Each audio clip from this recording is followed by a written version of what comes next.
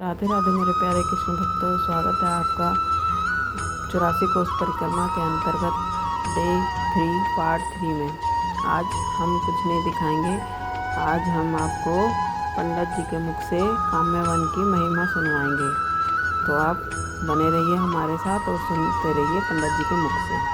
स्थान पे आए उसको बोलते हैं आदि वृंदावन धाम, जो पुराने काल से बसा हुआ धाम है। ये भगवान कृष्ण की नगरी है, जो 7 कोस में गृहराज जी है, 21 कोस में हमारा इंद्रसेन पर्वत की सैनी है, जो इसमें कदमखंडी, नागार्जुन की बगीची, जड़कोण धाम, बद्रीनाथ, केदारनाथ, चरणपाड़ी, भोजन थाली, ये सभी पर्वत पे आ जाते हैं सभी धाम। ये भगवान कृष्ण की इसमें नंद बाबा यशोदा माँ की जब आयु 80 साल तक की थी तो उनकी कोई संतान नहीं थी, तो उन्होंने मन्नत मांगी थी कि हमारे जब संतान होगी तो हम ब्रजमंडल की परिक्रमा करेंगे, चारों धामों के दर्शन करके आएंगे। तो जब उनके लाला 85 साल की उम्र में लाला आयो तो उन्होंने कि लाला हम लाला 5 साल को है गए और लाला हमने ऐसे मन्नत मांगी है कि हमको ब्रज यात्रा करा के लेके आ। तो भगवान जब ब्रज 84 कोस की यात्रा कराते हुए अपने माता पिताओं को विमल कुंड तीर्थ राज को पधारे हैं, तो आकाश से चंदन बरसो है, बीच में से दूध की धारा निकली है। गंगा महारानी को नंद बाबा यशोदा माँ ने प्रणाम करो है और लाला से कही लाला ऐसे तीर्थ हमने कहीं ना देखो है, वो मैं 84 कोस की यात्रा करा तो ला रहा हूँ, मगर हमने ऐसा हम तीर्थ कहीं ना देखो, स्वयं आकाश से चंदन बरसो हमारा बढ़ापो है लाला, और हमको तो यही 84 तीर्थ चारों धाम करा दे। तो माता पिताओं के लिए भगवान कृष्ण ने नारद जी द्वारा सभी देवताओं को, सभी तीर्थकरों को, ब्रजमंडल के नहीं पूरे भारत के जितने भी तीर्थ हैं उनको काम में तीर्थ राज पे भागो की ध्वज भोजन थाली की तरह बुलाया। तो एक दुख का कारण बना तो उसका राज ही बना, क्योंकि ब्रह्मा जी ने उनको भ्रमित कर दिया।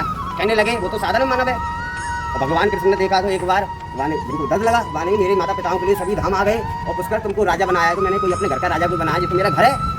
तो भगवान ने चतुर्भुज रूप में उनको दर्शन दिए हैं, तो पुष्कर का ब्रह्मा जी का भ्रम टूट गया है और पुष्कर भगा दौड़ा माता पिताओं के चरणां में आके पड़ गया है। तो माता पिता ने कही लाला गौ ब्राह्मण पे पालक क्षमा करो।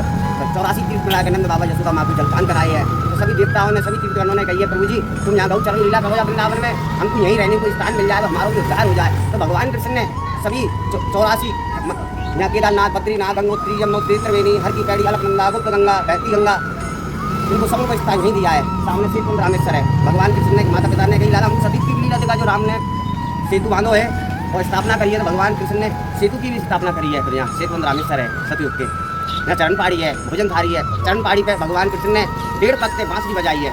पत्थर कितना कठोर होता है, वो भी मोम की तरह बांसुरी की धुन सुन के मोम की तरह पिघलने लग गया। तो भगवान जब मानसी चले हैं तो उनके 1.5 पैर रह गए, जिनको चरण पाड़ी बोला जाता है।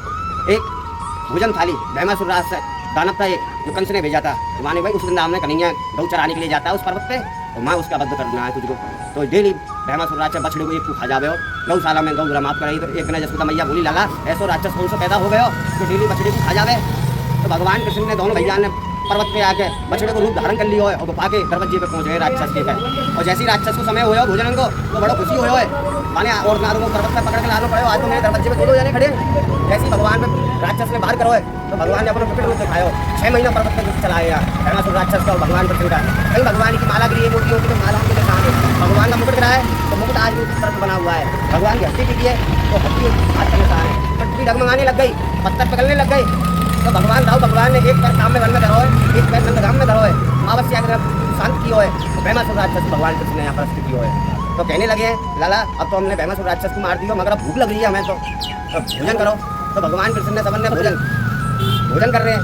तो एक भगवान ने भोजन कर लिया, कहने लगे लाला अब मैं सहन कर भी जा रहा हूँ। तो भगवान पर्वत पे चढ़ गए और जाके गौ श्यामा गौ के नीचे दूध पी रहे। सकान ने देखो है कि देखो भाई राक्षस को और कोई राक्षस को लड़ो लाला जाके देखो है। सकान ने तो वाले चोर चोरी से जाए, हेरा फेरी से ना जाए, वाने कहा हमने तो तुम कहते आए हो कि हम सोवे जा रहा हूँ और तू तो दूध पी रहो गैया के नीचे। तो जैसे भगवान ने मुख हटायो है तो भगवान के मोहरे में से दूध निकलो। आज वो पत्थर पे पर्वत पे से वहीं से दूध की धारा निकलती आ रही है। हाँ, जिसका पहले यज्ञ कुंड था पर आज उसका कृष्णा कुंड है, अप्सरा कुंड है, 3 उसके नाम बने हैं।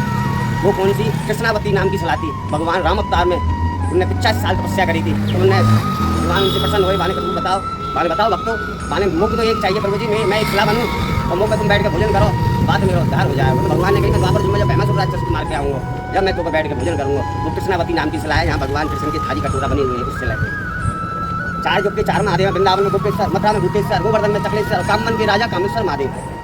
यहाँ पांडवों को भी 1 साल का अज्ञातवास काटा गया है।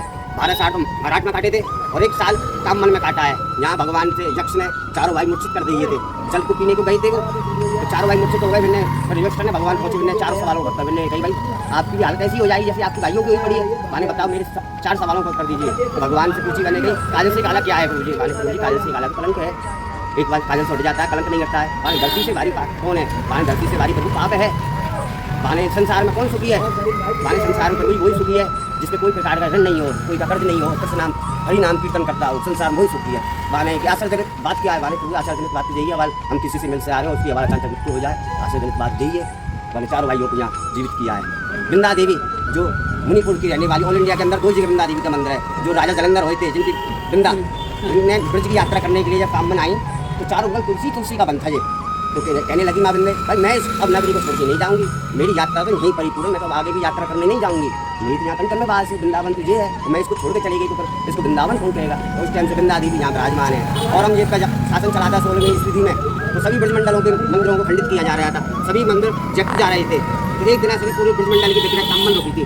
उस टाइम वृंदा देवी का रथ गोविंद देव जी, जगन्नाथ जी का भी रथ तैयार कर दिया, गोपीनाथ जी, करौली वाले मदन मोहन जी लाल वो यहीं विराजमान है, उनका सवन का रथ तैयार कर दिया। मगर वृंदा देवी कहने लगी मैं इसको छोड़ के नहीं जाऊँगी। ग्वाल वालों ने हट करी तो माँ का रथ का पहिया ब्रज भूमि में समा गया।